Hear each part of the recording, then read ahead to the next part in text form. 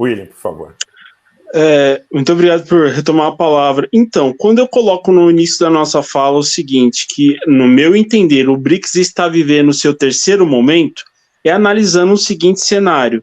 A China não é a mesma de 20 anos, não é a mesma de 10 anos. Então, se a gente pensa num BRICS+, com outros países entrando, parando para imaginar o seguinte, trata-se de um bloco de fato e não de direito. Porque o BRICS ainda não tem um secretário-geral, não tem um estatuto. Então ainda fica naquela coisa de somos um fórum, somos um bloco econômico, mas nós não temos um estatuto, então ainda existe essa situação. Tá. O que os analistas acabam observando, e até imaginando novamente, essa retrotopia, já que nós voltamos quase 20 anos agora em 2022. O seguinte, Rússia e Brasil, exportadores de commodities. Fato. Brasil, maior exportador de commodity agrícola, só perde para Estados Unidos, no sentido até mesmo de alimentos. Rússia, commodities energéticas. Índia, serviços, vai exportar serviços e também alguma coisa de tecnologia. Quem consome isso? É a China. O que puxou o crescimento, o desenvolvimento desses países, não só a China, mas como a alta dos petrodólares. O que até leva à análise muito própria da Goldman Sachs, mostrando que seriam países emergentes. Só que hoje, 20 anos depois, é o seguinte, o Brasil quer continuar nesse piloto automático de só exportar commodity, e a questão da nossa reindustrialização, será que a Rússia vai se contentar em simplesmente ser, vou dizer, até me perdoe, até ser um vassalo da China? A Índia ainda tem conflitos territoriais com a China. A grande questão que se impõe, que eu gostaria até de repente eu até coloquei gasolina aí na fogueira, é o seguinte, será que os BRICS se sustentam de forma política e econômica? Porque em 2014 não bastou muito. Já começaram a surgir pela análise, a questão do seguinte, do MINT, México, Índia, Nigéria e Turquia. Muito embora a Turquia agora também está querendo entrar no BRICS, aonde se dizia o seguinte, que esses países, têm a bênção geopolítica territorial. O México, por exemplo, consegue comercializar com os Estados Unidos e Canadá. A Turquia, pensando logicamente, tá um pé no Ocidente e um pé no Oriente. A Nigéria, estava vendo os dados até mesmo hoje, conseguiu crescer 7% naquela época sem conseguir levar energia elétrica para todo o país. Então, a gente tem que imaginar o seguinte, será que o BRICS se sustenta? Essa eu acho que é a grande questão para a gente não cair numa certa ilusão de parar para imaginar quais são os países que vão querer levar o BRICS para frente, porque necessariamente, no meu ponto de vista, a China vai querer ter um protagonismo para sim rivalizar com os Estados Unidos, mas isso daqui é a minha opinião pessoal, que eu gostaria que fosse confrontada por essas duas grandes feras, a Consul Carolina e o Rogério Nitablian. Bom, eu sou muito otimista com relação ao BRICS. Então, já admito aqui, já começo dizendo isso. Sou muito otimista e acho, inclusive, que o Brasil tem muito que aproveitar e explorar, positivamente falando, do BRICS e de ser parte de um grupo, e aí, por todas essas questões que você colocou, né, que chamamos de grupo, né, porque ainda não há um estatuto, não há uma definição, né, de que categoria a gente pode enquadrar o BRICS, mas ainda assim, um grupo, é um privilégio muito grande, né, para cada um dos países, mas para o Brasil estar hoje ao lado e junto, pertencente ao mesmo grupo, onde estão esses grandes protagonistas do cenário geopolítico atual, né, como Rússia e China e Índia, né, e Índia, inclusive, que tem tudo e será uma próxima potência. Isso também é muito claro. Então, assim, a Índia também vem crescendo, e o crescimento econômico da Índia, ele é nítido, ele é claro, e ele tem um planejamento estratégico de longo prazo também, muito importante, e que vai dar certo, né? Então, assim, se há 20 anos a China ainda não podia ser considerada absolutamente nada do que ela é hoje, já havia toda uma promessa para os especialistas, para aqueles que já entendiam, que já faziam observações e análises geopolíticas, do quão importante e grande seria a China. E aí, de repente, eis que a China, que era apenas um país gigante, né, pobre e cheio de gente, virou a grande potência que ela é hoje. E ela já faz, William, esse contraponto com os Estados Unidos. É ela que justamente ameaça, né, essa hegemonia norte-americana, quer dizer, que já ameaçou, né, uma hegemonia que já não existe mais. O mundo, ele já não consegue mais se ver e se sustentar sem a China. Isso também é um fato. Ficamos todos codependentes da China, e aí eu coloco codependentes, porque, como você também bem colocou, a China também depende muito do Brasil, dos Estados Unidos, né, mas também da Rússia. Então, assim, de uma certa maneira, é uma codependência, porque ela também precisa muito subsídios dos demais países, assim, de insumos, né, de todo esse fornecimento. Mas todo mundo também depende muito dela. A China, a estratégia da China foi justamente essa, né? Então, assim, de o seu crescimento ser pautado numa codependência de uma maneira que ou eu me sustento grande e forte, ou todos os demais caem comigo. E isso já é um fato. Todos precisamos de uma China forte, porque a China forte, ela acaba por sustentar também, né, hoje o mundo tal qual ele se apresenta. E isso, quer nós gostemos ou não, ela conseguiu se estabelecer dessa forma. Isso incomoda os Estados Unidos? Claro, porque a China continua tendo grande potencial para crescer. A hegemonia norte-americana está ameaçada? Sim, mas a potência norte-americana está ameaçada? Não, ainda não. Apesar de sérios problemas que os Estados Unidos está enfrentando no momento, né? Muitos históricos, inclusive, né, diante do atual cenário econômico e político dos Estados Unidos. Estão, sim, enfrentando uma situação muito delicada no atual momento, mas ainda são a grande potência mundial, e isso não vai ser mudado a curto, médio prazo, ou a longo prazo, talvez num longuíssimo prazo, talvez, mas a hegemonia, sim, é que está abalada.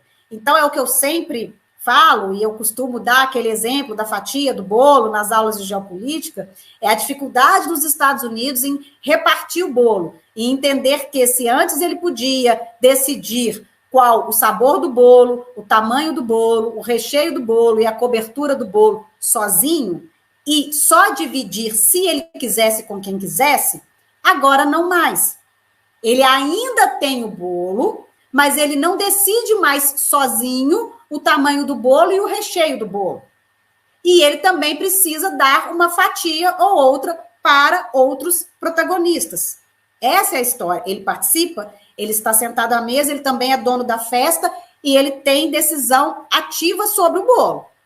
Mas ele não decide sozinho absolutamente mais. E isso incomoda. E é justamente isso que incomoda. Entender que ele pode continuar sentado à mesa, mas que outros também sentam. Que ele até preside a festa, até é o anfitrião da festa, mas que tem outros tão importantes na festa. E que ele não decide mais sozinho sobre o recheio ou a cobertura do bolo. E que ele também não come esse bolo sozinho. Entender isso é o que falta aos Estados Unidos, que é justamente a questão da multipolaridade. Estamos no mundo multipolar.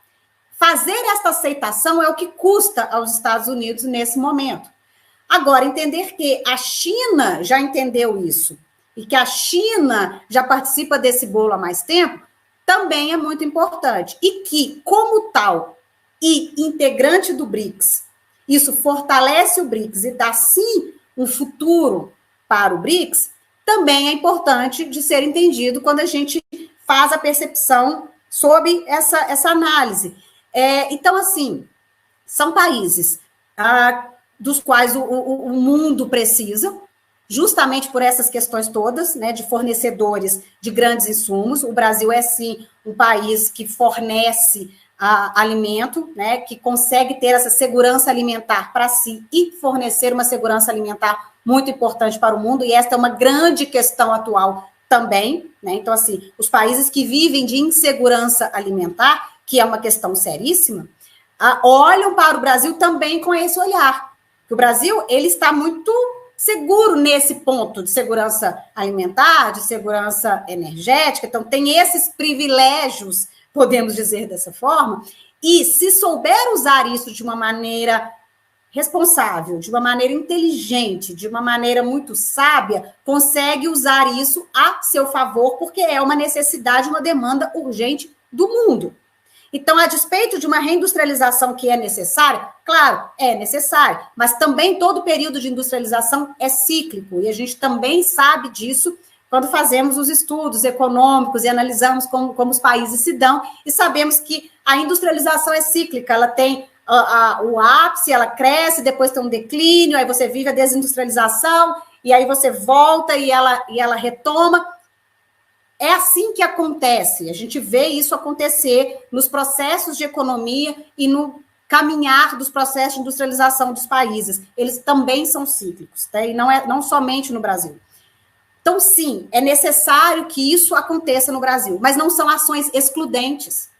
As ações agrícolas de empenho, de segurança alimentar e de exportação, de ser grande exportador de insumos e de alimentos para o mundo, é também muito importante para o Brasil. E é uma forma que garante do Brasil ser respeitado internacionalmente no momento em que essa é uma pauta urgente.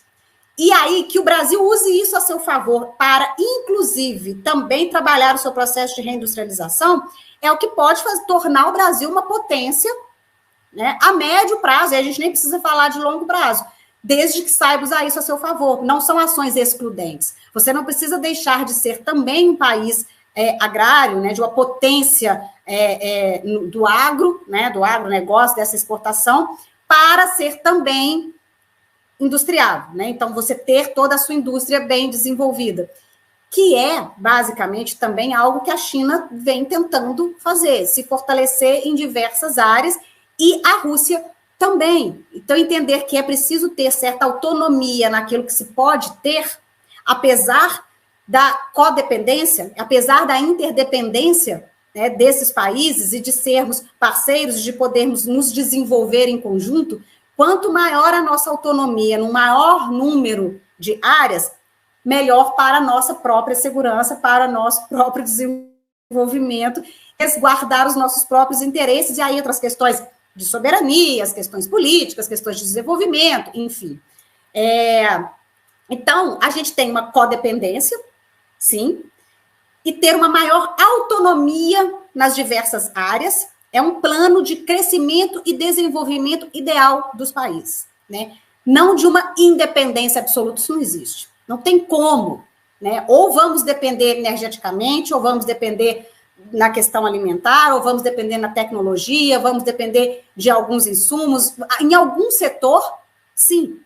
Mas é assim que os países se desenvolvem, né? Não há outra maneira, você não tem para quem vender e de quem comprar, como vamos desenvolver?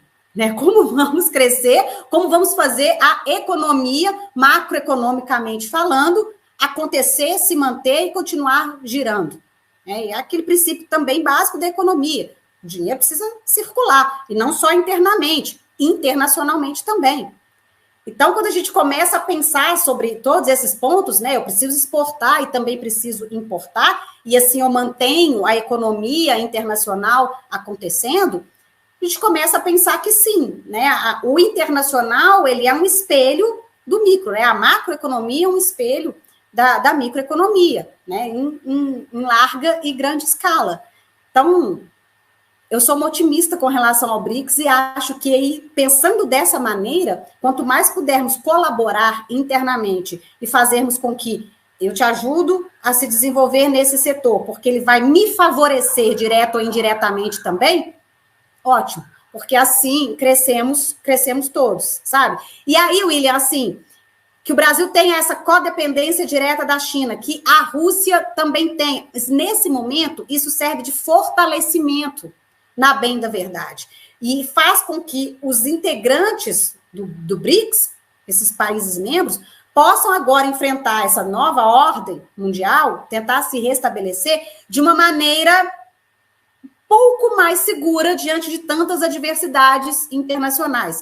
O próprio caso dos fertilizantes foi um exemplo nítido, né, agora recente, para o Brasil. Então, por que o Brasil é um parceiro da Rússia? Por que é membro do BRICS? Por que temos uma relação muito positiva e muito benéfica? É que foi possível haver um acordo direto, né, de primeiro nível, de presidente para presidente, né? Então, precisou ser elevado para um nível mais alto, então, um primeiro escalão, para que não faltasse fertilizante ao Brasil, a despeito de todas as sanções que Europa, Estados Unidos, Canadá, né, majoritariamente impuseram à Rússia, que ficou impedida de usar os portos desses países, então, não podendo usar nenhum porto europeu, a logística ficou muito afetada e ficou muito comprometida. Como fazer com que esses fertilizantes saíssem da Rússia e pudessem chegar até o Brasil e com um valor, né, que o Brasil pudesse pagar, então, sem comprometer as compras, né, e o recebimento disso no Brasil. Sim, a Rússia pôde ceder, né, e pôde fazer essa concessão também para o Brasil, ok? A gente pode ceder um pouco no valor, para a gente poder ajustar a questão da logística, para não encarecer muito para o Brasil, mas também para não prejudicar a Rússia nas suas exportações. Aí a China consegue favorecer tudo isso porque somos BRICS, porque estamos juntos. Então, foi sim uma ação de cooperação, de alinhamento, de parceria, de países que, trabalhando juntos, conseguem se ajudar. Ok, eu te ajudo aqui, a gente resolve a questão logística, eu faço chegar até lá para você. BRICS foi fundamental nesse momento. Então, há vários momentos que reanimam essas esperanças e mostram como que essa parceria e esse alinhamento pode, sim, gerar bons frutos, se a gente souber trabalhar, obviamente, né? Aí entra também todas as questões diplomáticas envolvidas, né? O Brasil precisa de uma ginástica, né? Diplomática, na verdade, mas tem conseguido fazer.